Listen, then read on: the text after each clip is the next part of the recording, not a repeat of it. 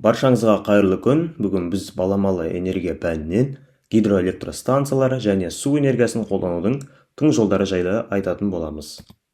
Бірінші кіріспеден бастайық. Қазіргі заманда адамзат өркениетінің дамуы энергия ресурстарын тиімді пайдаланумен тығыз байланысты болып келеді. Энергия қоғамның экономикалық, әлеуметтік және технологиялық дамуының басты қозғаушы күші болып табылады.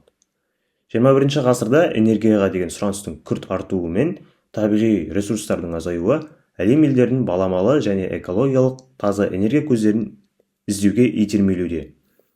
Солардың ішінде су энергиясы ең сенімді, тұрақты және экологиялық қауіпсіз энергия көздерінің бірі болып табылады.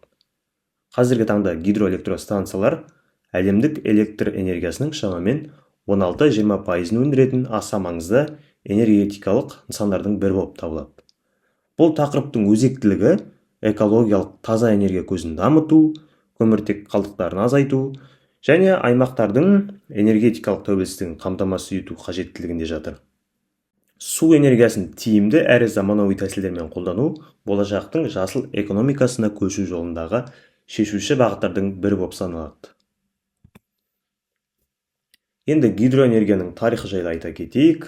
Су энергиясын пайдалану адамзат өркениетінің ең көне жаңалықтарының бірі болып табылады. Алғаш рет судың механикалық күшін ежелгі Месопотамия мен Қытайда шамамен біздің заманымызға дейінгі бірінші мыңжылдықта су диірмендері арқылы қолданған екен. Яғни суретке назар аударсақ, осы гидроэлектростанцияның бастауы болған су диірмені суреттелген. Бұнымен, яғни ГЭС-тің бастауы осы су диірмені екенін ұқсақ болады. Бұл құрылғылар ағын судың көмегімен дән тарту, май сұғу және басқа да шаруашылық жұмыстарды орындауға мүмкіндік берген екен. Орта ғасырларда Еуропада су диірмендері кеңінен таралып, өндіріс пен ауыл шаруашылығында маңызды рөл атқарды. 19 ғасырдың соңында су энергиясын электр энергиясына айналдыру идеясы пайда болып, гидроэлектр энергия дәуірі басталған екен.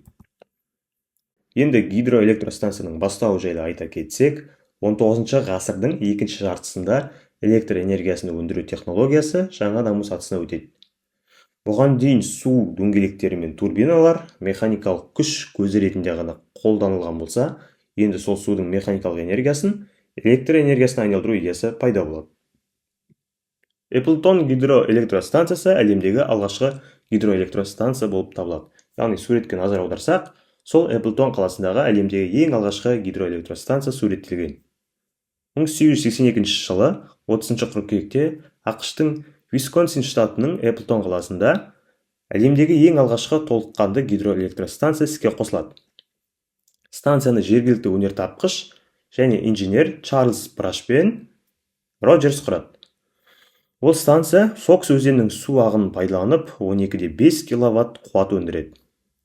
Электр энергиясы Роджерс Пейпер Милл атты қағаз фабрикасына және 2 тұрғын үйге жарық беру үшін пайдаланған екен. Бұл адамзат тарихындағы судың күшімен электр өндірудің алғашқы нақты мысалы болды. Енді ары қарай гидроэлектростанциялардың жұмыс жасау принципіне тоқтала кетсек. Су электр станциялардың негізгі жұмыс жасау принципі биіктіктің өзгеруіне байланысты судың механикалық энергиясын турбиналар арқылы электр энергиясына алмастыру болып табылады. Гидротехникалық құрылыстардың тізбегі электр энергиясын өндіретін генераторларды іске қосатын гидротурбиналардан ағып өтетін қажетті су қысымын қамтамасыз етеді. Яғни бөгетке жиналған су жоғары қысыммен ағып, гидротурбинаның қалақшаларын айналдыратын болады. Өз кезегінде генератормен жалғанған гидротурбина генераторды қозғалысқа келтіреді.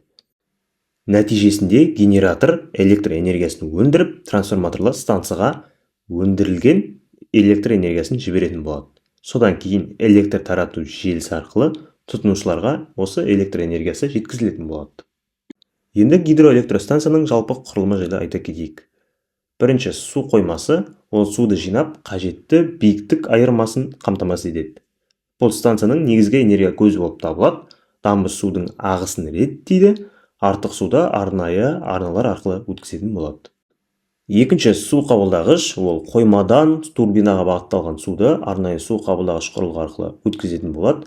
Бұл құрылғыда торлар мен сүзгілер орнатылып, турбинаға қоқыстардың түсуінен қорғайтын болады.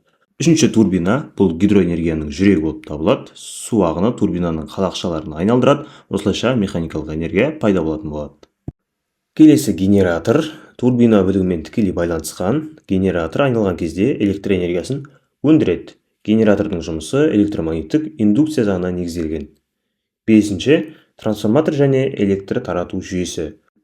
Өндірілген электр тоғы трансформатор арқылы жоғары кернеуге түрленіп, электр желілері арқылы тұтынушыларға таратылатын болады. Енді келесі гидроэлектростанцияның түрлері жайлы айтатын боламыз. Бірінші бөгетті гидроэлектростанция. Бұл ең кең тараған түрі болып табылады. Негізгі ерекшелігі өзеннің ағысын бөгеп, су қоймасын жасайды. Келесі арналық гидроэлектростанция. Бұның ерекшелігі өзеннің табиғи ағысын тікелей пайдаланатын болады. Бұндай гидроэлектростанцияда бөгеттер кейде болмайды, немесе мүлдем аз жағдайда кездесетін болады. Келесі тасымалды гидроэлектростанция. Оның ерекшелігі суды бөгеттен алыста орналасқан турбиналарға дейін арнайы канал немесе құбыр арқылы тасымалдайтын болады. Келесі түрі ағынды гидроэлектростанция. Оның ерекшелігі турбина мен генератор бөгеттің өзінде орнатылатын болады, яғни жинақы түрде болады. Бесінші таулы гидроэлектростанция. Оның ерекшелігі тау өзеніндегі биік құлама мен күшті ағын қолданылатын болады. Келесі гидроаккумуляциялық гидроэлектростанция болып табылады. Онда екі су қоймасы болатын болады. Жоғарғы және төменгі, яғни артық энергия кезінде су жоғары қоймаға айдалады, ал энергия қажет емес кезде төменге түсіп турбинаны айналдыратын болады. Енді гидроэлектростанцияның артықшылықтарына тоқталамыз. Біріншіден ол жаңартылатын және сарқылмайтын энергия көзі болып табылады, яғни су бұл бізде табиғаттағы үнемі үздіксіз жүретін айнымалы процесс болып табылады. Екінші, экологиялық тазалығы, яғни ешқандай көмірқышқыл газ деген сияқты улы газдарды бөлмейді. Үшіншіден, энергия өндіру құнының төмендігі, яғни гидроэлектростанция салынғаннан кейін пайдалану және қызмет көрсету шығындары өте аз болады. Және ұзақ қызмет ету мерзімі, бесінші энергия өндіруді тез реттеу мүмкіндігі, су ресурстарын көп мақсатта пайдалану, және жетіншіден энергетикалық тәуелсіздікті арттыру болып табылады. Бұл бізде гидроэлектростанцияның ең негізгі артықшылықтары болып табылады. Енді сонымен қатар оның кемшіліктері де бар, яғни экологиялық әсері бар. Су қоймаларын салу кезінде табиғи экожүйелер бұзылады, орман жануарлар мен балықтар мекені су астында қалатын болады. Және адамдардың қоныс аударуы, құрылыс шығындарының жоғары болуы, жер сілкінісі және геологиялық тәуекелді тудыруы, яғни үлкен су қоймалары осы жер қыртысына қосымша жүктеме түсіретін болады. Бесіншіден, судың сапасы мен температурасына әсер етуі, маусымдық және климаттық тәуелділік тудыруы, жасалатын әсердің ұзақ мерзімділігі осы гидроэлектростанцияның кемшіліктерінің бірі болып табылады екен. Әлемдегі ірі гидроэлектростанциялар бұл ең бірінші орында 3 шатқал гидроэлектростанциясы жатады, яғни бұл Қытайда орналасқан. Оның қуаты 22500 мегаватт, салынған жылы 2003 жылы, 2012 жылы салынып бітті. Келесі Бразилиядағы Итайпу гидроэлектростанциясы. Оның қуаты 14000 мегаватт болып табылады. Ол 1975-1984 жылдары аралығы салынған екен.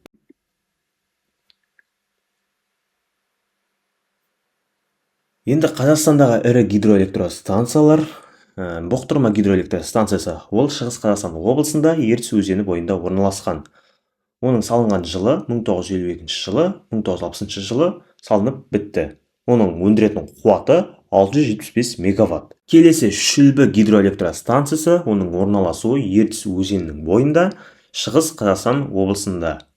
Салынған жылы 1976-1987 жылдар аралығында. Қуаты 702 мегаватты құрайды екен. Қазіргі таңда осы гидроэлектростанцияларға нақты жобалар мен жоспарлар жүзеге асып жатыр. Соларға тоқтала кетсек, Самұрық Энерджи компаниясы Шүлбі гидроэлектростанцияның екінші кезеңін салуды жоспарлап жатыр. Бұл жоба 2024 пен 38 жылдар аралығын қамтитын болады. Қуат шамамен қазіргі жағдайы 702 мегаваттан болашақта 1050 мегаваттқа дейінгі арттыруы мүмкін деп жобалануда. Келесі Бұқтырма гидроэлектростанциясы, оны Қазақ Green Power PLC компаниясы сатып алған болатын. Бұл қадам гидроэнергетика активтерін жасыл энергетика компаниясына шоғырландыру мақсатын көздейді. Енді 1960-1970 жылдар аралығындағы әлем бойынша ең ірі гидроэлектростансаларды талдайтын боламыз. Неге осы жыл аралығын таңдадық деп ойласаңыздар, себебі осы жылдар аралығында біздің Қазақстанда алғашқы гидроэлектростансалар іске қосылған болатын. Ең бірінші көшті бастаған бізде ақш-та салынған Гранд-Кули гидроэлектростансасы. Оның қуаты 6800 мегаватты құраған екен. Келесі сол заманда КСРО-да салынған Красноярск гидроэлектростансасы, оның қуаты 6000 мегаватты құраған екен. Осы кезеңде әлемдік топ 10 ГЭС-тердің төменгі шегі 1300 мегаватт болған. Ал бұқтырма бұл көрсеткіштен әлде қайда төмен. 1960-1966 жылдар аралығында әлем бойынша алғашқы 10-қа да 20-қа да кірмеген болатын. Шамамен осы гидроэлектростанция әлемдік рейтингте 35-50 орындар аралығында болған екен. Енді гидроэнергияның экономикадағы рөліне тоқтала кетеміз. Гидроэнергия экономикада стратегиялық маңызды рөл атқарады. Гидроэлектростансалар елге тұрақты және арзан электр энергиясын жеткізіп, өнеркәсіптік аймақтар мен ауылдық жерлерді қамтамасыз етіп отырады. Олар энергетикалық тәуелсіздікті арттырады, шетелдік отындарға тәуелділікті азайтады және ұзақ мерзімді инвестиция көзі болып табылады. Су энергиясын қолданудың тың жолдары. Қазіргі таңда су энергиясын пайдалану тек дәстүрлі гидроэлектростансалармен шектелмейді. Ғалымдар мен инженерлер су энергиясын тиімді әрі экологиялық таза жолмен қолданудың жаңа бағыттарын зерттеуде. Солардың бірі мини және микро ГЭС жүйелері.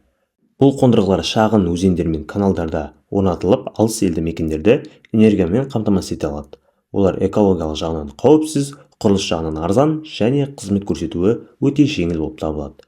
Тағы бір тың бағыт пьезоэлектрлік құрылғыларды қолдану. Бұл технология су ағынының қысымын немесе толқынның тербелісін пайдаланып, электр энергиясын тікелей өндіруге мүмкіндік береді. Сонымен қатар тағы тың жолына теңіз және толқын энергиясын жатқыза аламыз. Мұхиттар мен теңіздердегі судың қозғалысынан алынатын баламалы энергия көзі осы теңіз және толқын энергиясы болып табылады. Оның артықшылықтары экологиялық тазалығы мен сарқылмайтын табиғи қор болып табылады. Бұл жүйелер көмір, мұнай, газ сияқты дәстүрлі отындыларды пайдаланбайтын болады. Сондықтан атмосфераға зиянды газдар шығарылмайды. Сонымен қатар оның кемшіліктері де бар. Мұндай станциялардың құрылысы мен техникалық қызметі өте қымбат тұрады, ал теңіз суының тұзды ортасы құрылғылардың тез тозуына себеп болады екен. Қазақстан үшін су энергиясының болашағы жайлы айтамыз. Қазақстан үшін су энергиясының болашағы зор болып табылады, себебі елдің гидроэнергетикалық әлеуеті әлі толық пайдаланылмаған. Ел аумағында 8000-нан астам өзен мен ағын су бар. Олардың энергетикалық мүмкіндігі шамамен 170 миллиард киловатт сағат деп бағаланады. Қазіргі таңда бұл әлеуеттің тек шамамен 15-20% ғана игеріліп отыр. Сондықтан гидроэнергия елдің энергетикалық қауіпсіздігін қамтамасыз етуге және экономиканы әртараптандыруда маңызды бағыттардың бірі болып табылады. Болашақта Қазақстанда гидроэнергияны басқа жаңартылатын көздермен, мысалы күн және жел энергиясымен біріктіретін гибридтік жүйелері құру мүмкіндігі жоғары. Мұндай интеграция энергия өндірудің тұрақтылығын арттырып, артық энергияны гидроаккумуляциялық станциялар арқылы сақтауға жағдай жасайды. Сонымен қатар цифрлық технологиялар мен автоматтандыру жүйелерін енгізу гидроэлектростанциялардың тиімділігін арттырып, энергияны басқару процесін жеңілдетеді. Су энергиясын сақтау және пайдалану мәдениеті. Су энергиясын тиімді пайдалану бұл табиғи ресурстарды ұтымды жұмсау мен қоршаған ортаны қорғауға бағытталған саналы көзқарас. Қазіргі таңда су тек тұрмыстық қажеттілік қана емес, экономиканың, энергетиканың және экологияның маңызды бөлігі болып табылады. Сондықтан суды үнемдеу, судан алынатын энергияны тиімді пайдалану қоғам дамуының маңызды бағытына айналуда. Пайдалану мәдениетінің маңызы. Суды энергетикалық мақсатта қолданғанда экожүйенің тепе-теңдігін сақтау, яғни өзен арналарын реттеу кезінде балықтардың көші-қонына, судың табиғи айналымына зиян келтірмеу қажет. Жалпы алғанда су энергиясын сақтау және пайдалану мәдениеті бұл тек техникалық шаралар жиынтығы емес, ол адам санасында табиғатқа деген құрмет пен жауапкершіліктің орнығуын білдіреді. Енді жалпылама қорытындылай кетсек, су энергиясының тиімділігі оның жаңартылатын және сарқылмайтын табиғи ресурс болуында жатыр. Сонымен қатар, гидроэнергетика көмірқышқыл газын азайтып, жасыл экономикаға көшуге үлес қосады.